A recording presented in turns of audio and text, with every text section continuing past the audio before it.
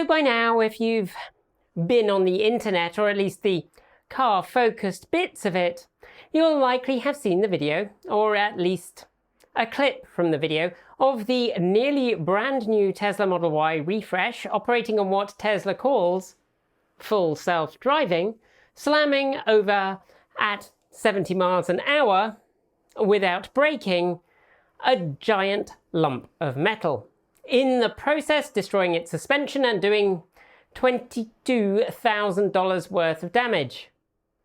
And let's clarify all those pieces. Now, when I say without braking, I mean without identifying the obstruction or slowing down for it, and the driver did not react in time to do so either. When I say did not react in time to do so, what I actually mean is that the occupants of the cabin spotted it 10-ish seconds before the collision and chose to do nothing about it because presumably they expected the car would do something evasive in time. It did not. And when I say running into a giant lump of metal, I'm referring to this object here. It's a loading ramp from something like a lowboy trailer. Yes, we do our research on this channel. Although in this case the research involved Vi going, I recognise that. Either way, said object is neither small nor apparently hard to miss. Unless you're running on FSD. Okay, I promise I'm not going to spend this video mocking Tesla's FSD. Well, maybe a bit. I am mostly human, but I promise this isn't just going to be a diss video. You can tell because, well, you can't see it, but I'm not wearing my fighting trousers. I am, however, wearing this very fetching purple shirt, which you can get from our Redbubble store. And while there's a lot of people pointing and laughing, and there's also a lot of people defending FSD, that's internet as normal, what's really important is this one thing. Because as semi-autonomous vehicles become more and more common in our environment, we need to understand their limits.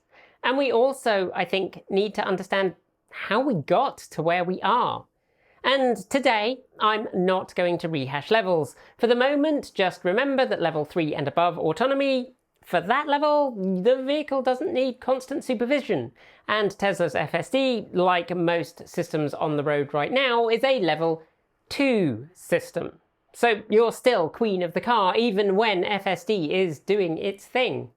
Nor am I going to explain the tech behind FSD or other autonomous systems again. We have a bunch of videos explaining both the different levels of autonomy and how and why Tesla FSD, like every other semi-autonomous system in consumer vehicles, is not actually autonomous. We have a bunch of explaining how semi-autonomous tech works. You can go watch them all. We'll put links in the down below or on our website at www.transportevolve.com. Instead, we're going to talk about who's at fault, where, when, and why when an autonomous system so staggeringly fails to notice the obvious and a driver fails to do the necessary. And now, we return you to our weekly installment of Cat and Katie, twin attorneys at law. Ladies and gentlemen of the jury, you have seen the video. For 9 full seconds, the defendant had the opportunity to take control and avoid a collision. He did not. At 77 miles an hour, the defendant was not just a passenger. He was the supervisor, the final backstop, and he failed. The defense may ask you to focus on the promises of technology, but this case is about the defendant's actions or inactions on that day. And the most compelling evidence against him comes from his own words. In the description of the very video that you have all seen, that we have seen, he wrote, and I quote, "It is extremely important to note that even in our brand new 2026 Tesla Model Y, FSD V13 is supervised, meaning the system does not allow you to operate without paying attention. End quote. He understood the system's limitations perfectly. He knew his responsibility was to pay attention, and as the supervisor, he had one job: to intervene when the system could not handle a situation. A large, stationary object in the road is the most basic scenario requiring human intervention. The defense may speak of distractions. They may speak of the seductive nature of technology, but the law deals in a simple standard: reasonable care. The puzzle of this case has one undeniable piece: the defendant's own statement acknowledging his duty. He knew the rules of the game. He played. He lost. We ask you to hold him accountable for that failure. Thank you. Cat and Katie will be back after these sponsor messages. Feel the thrill of a truly efficient ride. Our advanced two-stroke engines are powered by lightweight, easily transported fuel, keeping you exploring far beyond the charge's reach. This is the spirit of pure, unplugged adventure. Motorrad aus Schopau. Ladies and gentlemen of the jury, a trial is indeed like a puzzle, but to see the whole picture, you must look at all the pieces, not just the ones that tell a simple story. The prosecution is correct about one thing. The facts of this case are not in dispute. The vehicle operating in FSD mode hit a piece of metal on the highway. What is in dispute is culpability. The prosecution wants you to believe that this is a simple case of a driver failing to heed reasonable warnings. But this was a driver placed in an impossible situation by technology that actively encourages reliance. I remind you all of Exhibit 20-16, Elon Musk's TED Talk. We're still on track for being able to go cross-country from LA to New York by the end of the year, fully autonomous. You've all heard the CEO of Tesla himself for years tell drivers, trust the machine, it's better than you. And then the system fails. It fails to identify a large, obvious hazard. And when it fails the responsibility, it instantly and unfairly is dumped onto one human who believed they did not need to interfere. The prosecution reads you a line from the video description as a confession. We see it as the tragic core of our defense. That statement proves our client knew the system was imperfect. But knowing a system might fail is not the same as expecting it to fail catastrophically on a clear road. The manual's warnings are hundreds of pages of hard-to-access legalese designed to shield a corporation, not to genuinely prepare a driver for every real-world eventuality. The real question here is, what is a reasonable person doing in this new, unregulated world? This action was not the result of an individual's negligence. It was the inevitable outcome of a dangerous gap. The gap between the marketing of autonomy and the reality of its limitations. Find that the true cause of this accident lies not with my client, but with circumstances far beyond his control. We ask for a verdict of not guilty. Thank you. Will the jury accept the evidence? Will the case be thrown out, or will the defense attorney claim foul? And will Kat and Katie find out that their boss faked his death to start living her true life? Find out after these quick announcements. And there's a few things we need to get clear before we begin. Just in case the preceding segment did not make it clear. I am in fact not a lawyer, not an attorney, not a solicitor. My legal training consists of reading V.I. Wachowski novels growing up and carefully not wondering why I identify strongly with a middle-aged woman from Chicago. So I'm not going to be giving any legal advice. Nor am I an engineer for autonomous vehicles, or of any kind. Nor have I even been in a Tesla with FSD since about 2018. Although Nikki's been in several in the last 2 years. But we do have semi-autonomous vehicles on the fleet, one of which is mine, and I've driven pretty much every other semi-autonomous system available in the US. And since I think it's relevant to note, back in 2022, we took our Ford F-150 equipped with a Blue Cruise and our Kia Niro EV equipped with a shiny new Comma 3 on a journey from up here in the beautiful Pacific Northwest down to San Diego, California. A return journey of 2,700 miles that we made without hitting any 100-pound lumps of steel. In fact, at this point, I've covered somewhere nearing 20,000 miles using various iterations of Comma's software and hardware, and also significant chunks of time behind a Blue Cruise controlled wheel, all at least so far without driving into things. Which is kind of funny given that Tesla's only robo-taxi fleet didn't manage an entire day. Alright, now I'm done making fun of Tesla. Basically, all my semi-autonomous system driving has taught me very clearly that you need to be prepared for the moment when it tries to kill you, because there are currently very few systems on the market that can be trusted to drive themselves. And mostly today, because of the video that kicked this off, we're going to be discussing Tesla's FSD. And also mostly because Tesla's FSD is the system most, in my personal opinion, egregiously marketed as being capable of autonomy when the not so fine print is very clear that it is not.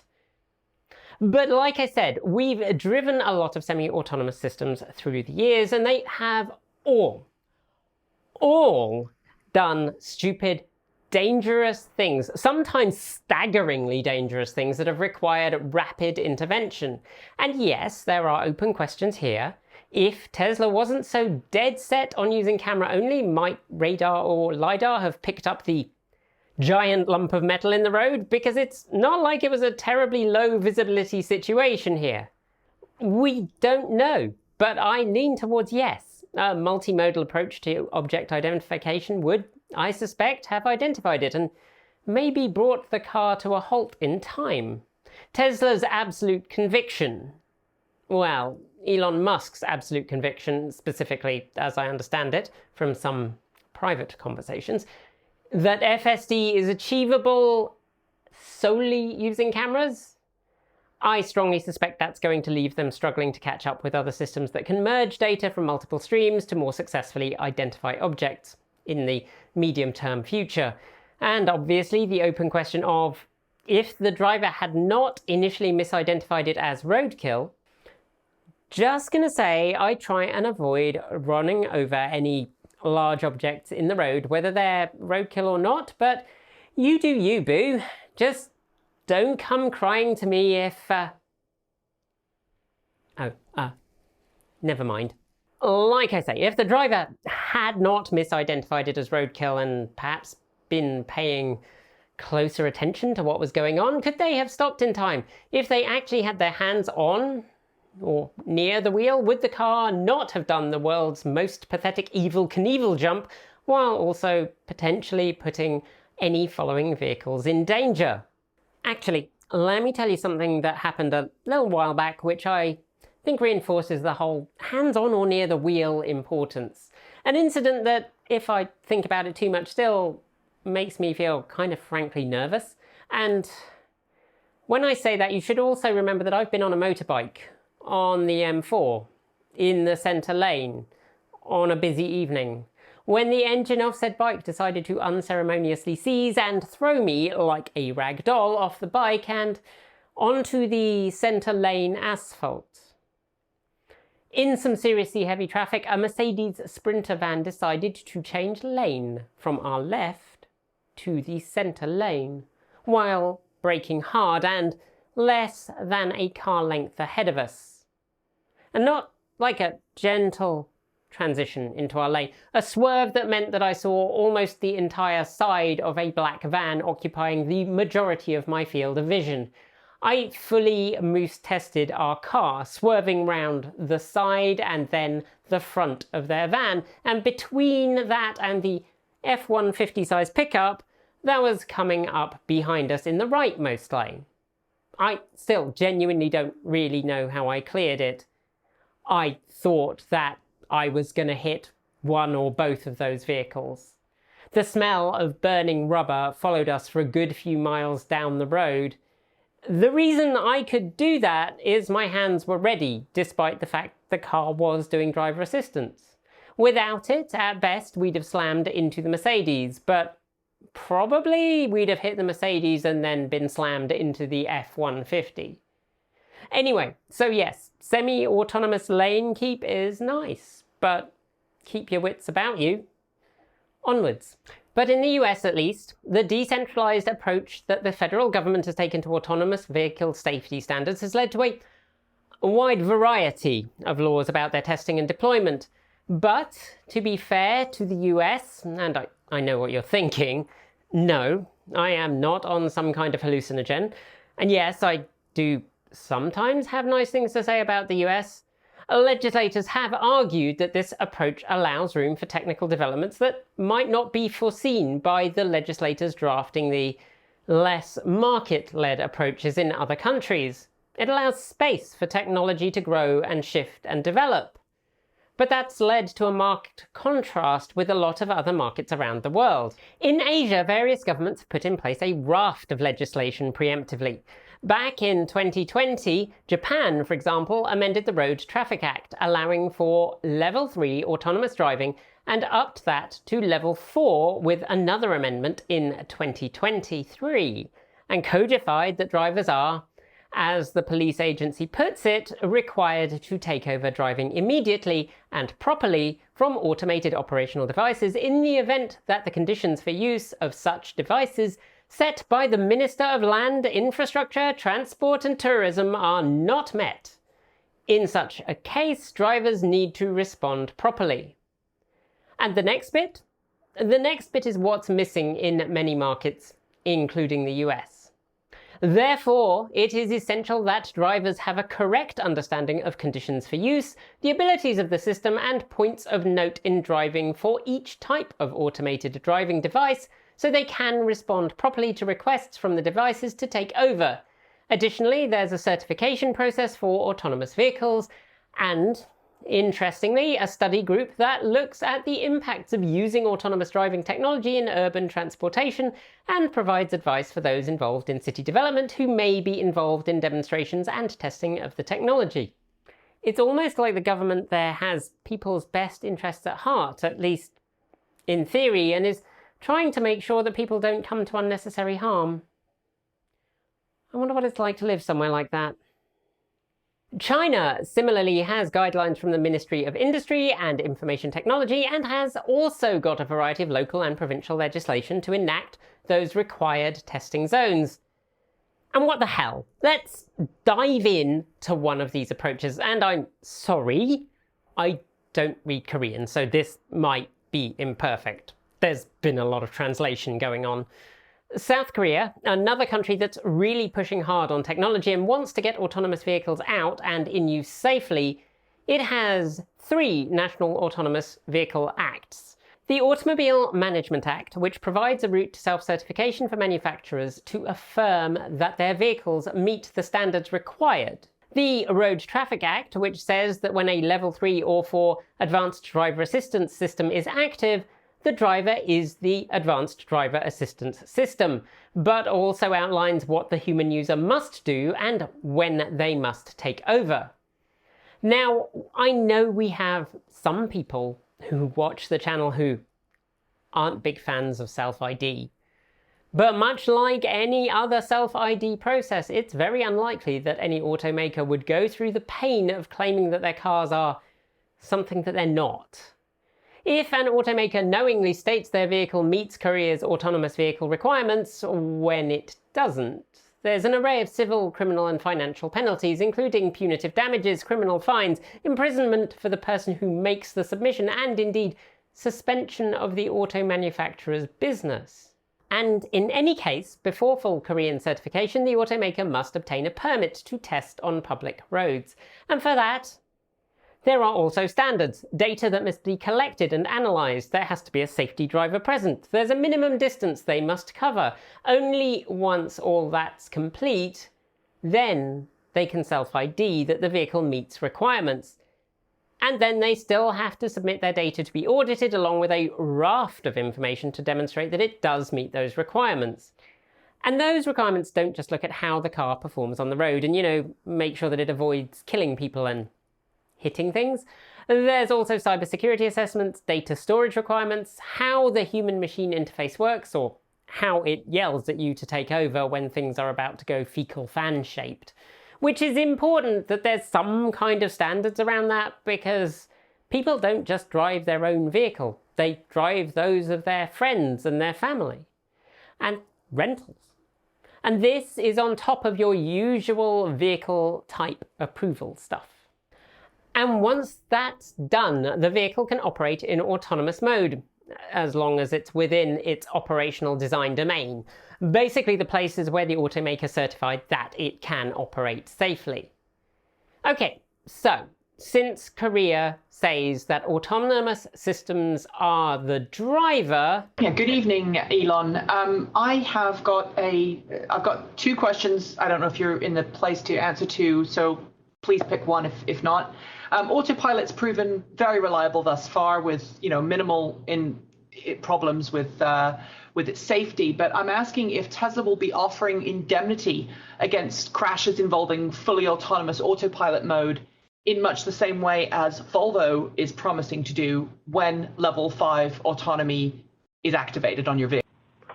No, I think that would be up to the individual's insurance. I mean, just like it's if it's something endemic to our design, certainly we would take responsibility for that. I think one should view sort of autonomous cars much like an elevator in a building. Does Otis take responsibility for all elevators around the world? No, they don't.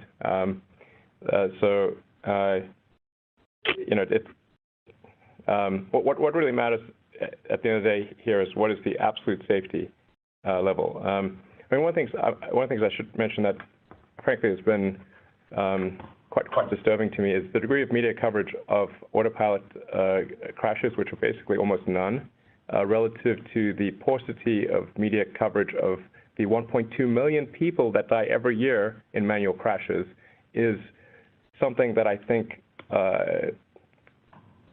does not reflect well upon the media. It really doesn't.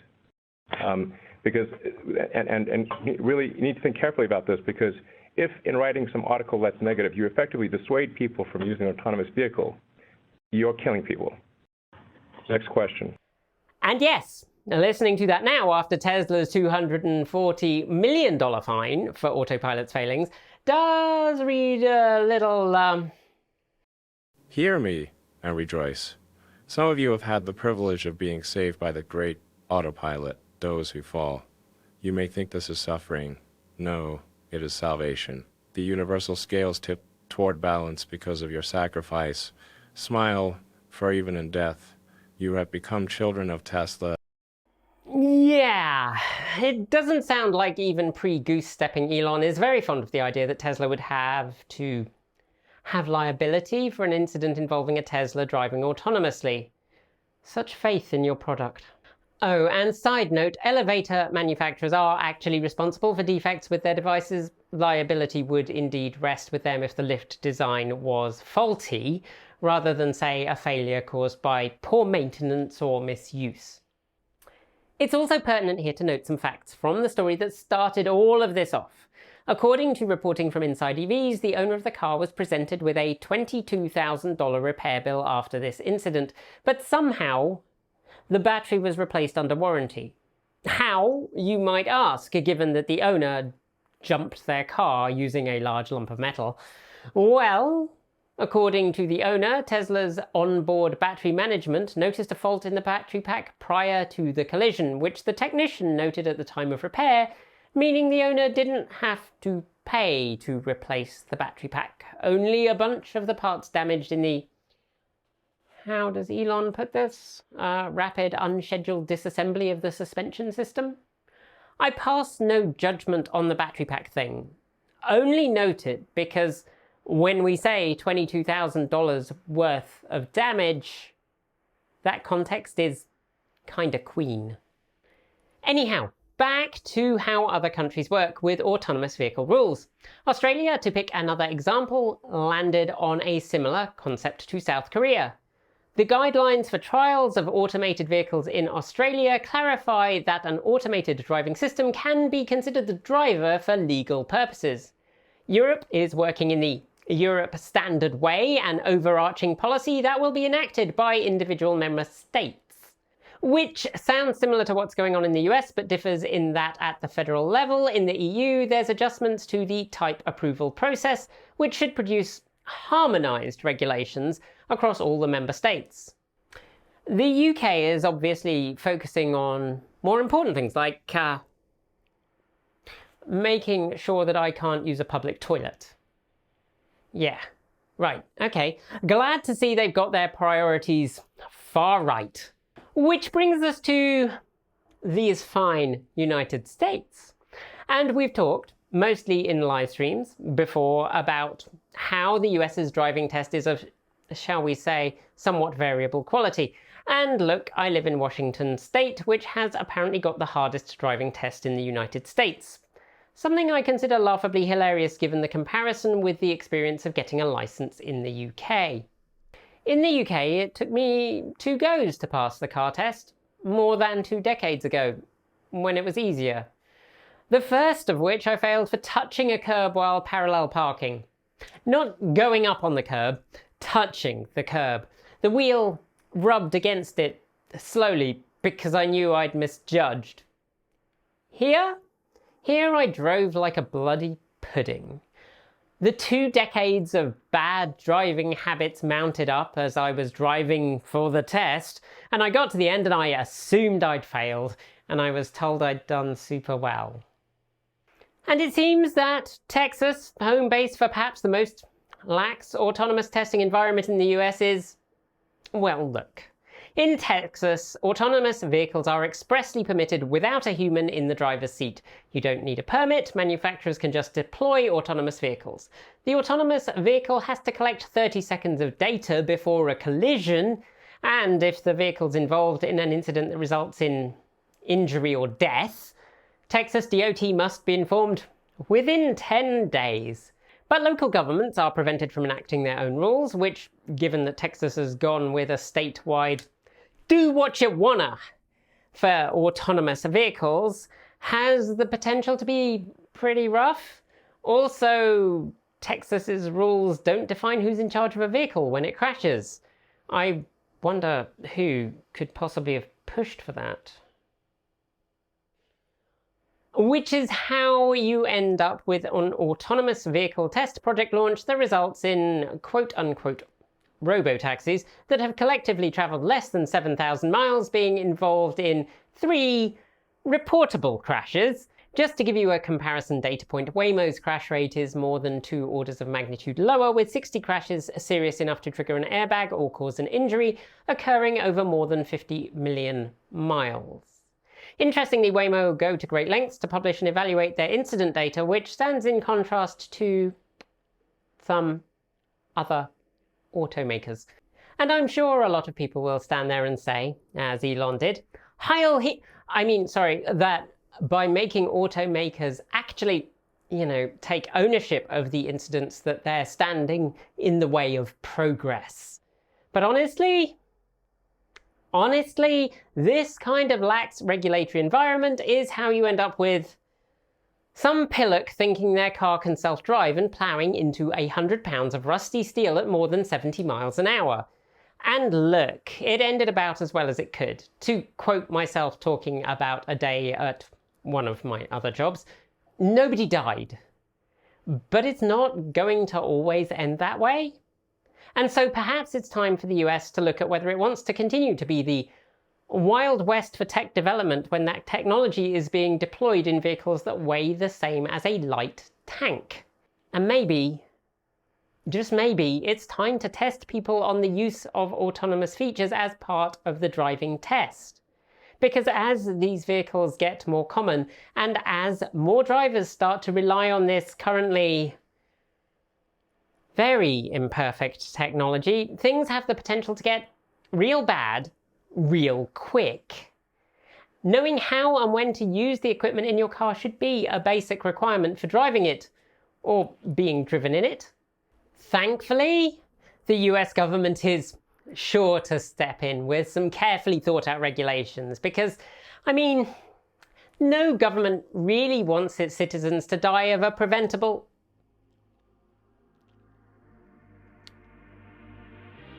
Actually, you know what? Never mind. Thanks for watching today. You can connect with us on Patreon, Discord, Mastodon, Blue Sky, or through our website. Huge thanks to the amazing folks scrolling by right now. You're the reason we can stay independent and keep making content without corporate influence. And right now is a perfect time to join. Through September and October, we're running our Patreon Drive. Sign up and you'll not only support the channel, but also get an exclusive digital artwork from Erin. Want to see your name here too? Support starts at just $1.50 a month, and you can even gift memberships. And, of course, a massive welcome to our newest members. Nitmer, Chris Wright, C&K Adventuring, Andy Piat, Gerald Eden, Kurlakos, Chip Chandler, Robert Nelson, OO Critical, Tom Fadgen, Barry2379, Mike Coffeen, James River, Eric Knapp, Hans Rose, DW, Meryl Fratkin, Christian Rasmussen, Muxmenjivar Vargas, Stephen Nichols, Panther Legion, Kitsaprida, Bark Eater J, Jeff Good, Conrad Valance, Frank Snyder, Jeffrey Smith, Tony Roberts, Matthew Frake, Jacqueline Coburn, Fritz Kocher, Trans Vegan Cyclist, Jade Diaz, Laura Shear Clark, Everett Garnett, Peter Broadwell, Jerry, Jeremy Redman, Patrick Mathis, Pamela Not Pam, Dave Fry, Mark Anderson, Tal Hobson, C. Daniel Tideman, Marlin May, Fee, Donovan, Date Downs, Matthew Buchar, Zach C, Tarukai, Kathy Winandi, Alex, Patricia Connor, Lindy Melendez, Damaran Khan, Gary Rowbottom, Dave Miles, Tina Ponish, Mark Kruger, and Tyler Walker. Thank you all for joining in the last month. You're helping us hit the goal of growing our Patreon support by 20 to 40% this autumn. Prefer a one-off contribution? We've got Ko-fi, Bitcoin, a PO box, our swag store, and even an Amazon affiliate link, so your money helps us, not Jeff Bezos. We post new videos every few days on the main channel, plus extras on TE Take 2, and since YouTube comments aren't safe for us anymore, the best way to chat is through Patreon, Mastodon, Blue Sky, or our website. If you want more, the algorithm thinks you'll like this video, but we'd love you to check out this one. Be awesome, be kind, be intentional, and never forget to resist. Keep evolving!